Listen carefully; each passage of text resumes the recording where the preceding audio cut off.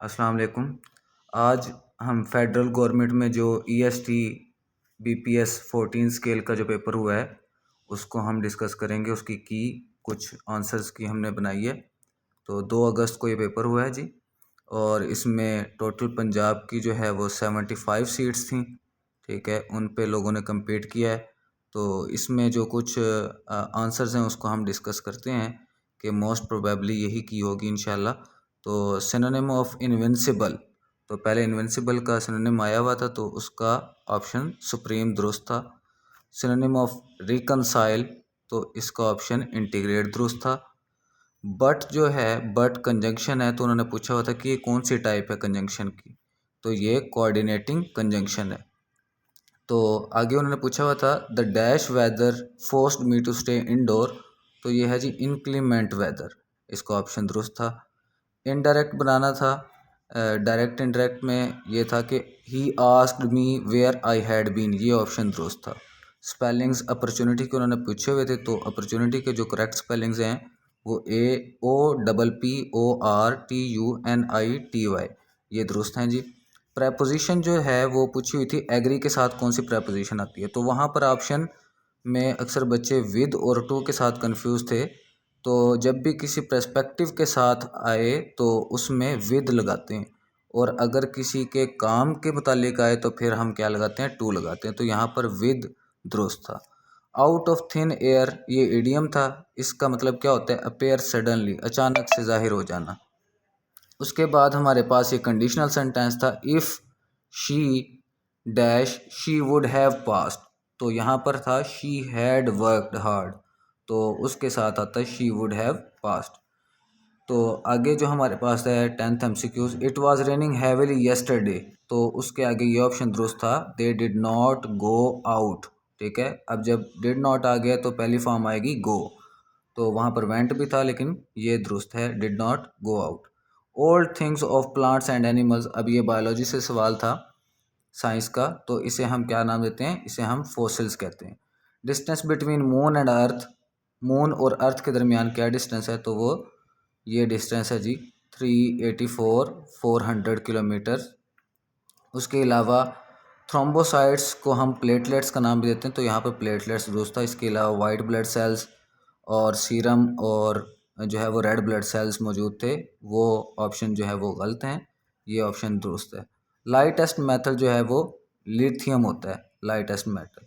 Odometer जो होता है ये अपरेटस होता है, ये किसको यूज़ करने के लिए होता है, डिस्टेंस को मेजर करने के लिए होता है। 1956 में जो पहला रोबोट बनाया था वो नेट पर जो है वो यूनीमेट आ रहा है, तो हम इसी को ही सही कंसिडर करेंगे। वेव्स जो नाइट विजन में इस्तेमाल होती हैं वो इंफ्रारेड वेव्स होती हैं। ठीक है जी, आगे चलते हैं।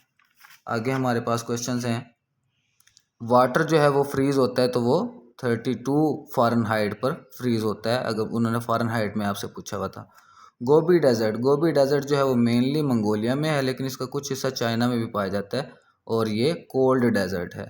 ठीक है, ये कोल्ड डेजर्ट है, ठंडा सहरा है, और ये यहाँ पाया जाता है। तो कुछ चाइना और मंगोलिया इसका दुरुस्त आंसर था। इलाहाबाद का खुतबा जो था वो 1930 में दिया गया था। सेनेट के मेंबर्स की तादाद पूछी हुई थी तो वो 96 हैं। ठीक है, और speaker of national assembly Ayaz Sadiq हैं। अब 2024 के बाद उन्होंने पूछा था कि नए जो है वो करंट अफेयर का सवाल था कि कौन बने हैं, तो अयाज सादिक मुस्लिम लीग नून से इनका ताल्लुक़ है, PMLN से।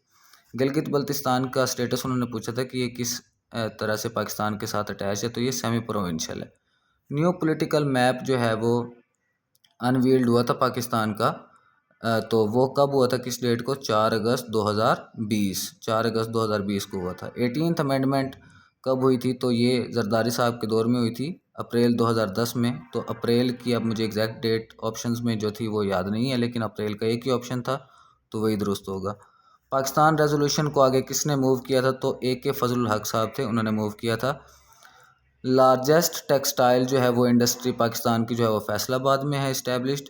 यूनेस्को ने जिस फोर्ट को आपका जो है वो नेशनल हेरिटेज माना है, कंसिडर किया है, वो फोर्ट कौन सा है जी, रोहतास फोर्ट। इसके अलावा रानी कोट फोर्ट भी वहाँ पर था, शगाई फोर्ट भी था, और फोर्ट संदमान जो बलूचिस्तान में है वो भी था, लेकिन यहाँ पर हमारा रोहतास फोर्ट आंसर ठीक है, और ये शेर शाह सूरी ने बनाया था।